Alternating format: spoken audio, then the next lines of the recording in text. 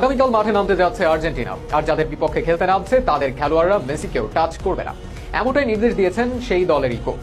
অথচ এটি একটি আন্তর্জাতিক ফুটবল ম্যাচ।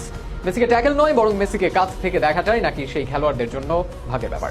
বিশ্বকাপের আগেই মাঠে নামতে যাচ্ছে আলভেসের তারা। লিওনেল মেসি সহ এই ম্যাচে মাঠে নামবে স্ক্যালোনির সকল শিষ্যরা। এই ম্যাচে জিততে পারলে টানা জয়ের রেকর্ডে স্পেন ব্রাজিলকে টপকাবে আর্জেন্টিনা। আর সেই ম্যাচে নিজ দলের খেলোয়াড়দের নির্দেশ দিয়েছেন আরব আমিরাতের কোচ। সংবাদ সম্মেলনে রোদলফো বলেছেন, আমি ফুটবলারদের বলে দিয়েছি ম্যাচের মধ্যে মেসিকে কোনো অবস্থায় যেন কড়া ট্যাকেল না করা হয়।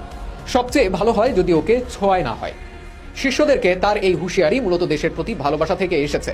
তিনি বলেন, বলতে পারেন এটা আমার দেশের প্রতি দুর্বলতা। মেসি তার জীবনের শেষ বিশ্বকাপ খেলবে কাতারে। তার আগে এই প্রস্তুতি ম্যাচ আমাদের কাছে স্মরণীয় হয়ে গেছে মাঠে নামার আগেই। তিনি বলেন, লিওর মতো ফুটবলারের দেখা তো চাইলেই মেলে না, সেই সুযোগ পাচ্ছে এই দলে। তাই ওর কাছ থেকে মূল্যবান পরামর্শ পেলে উপকৃত হবে সংযুক্ত আরব আমিরাত দল।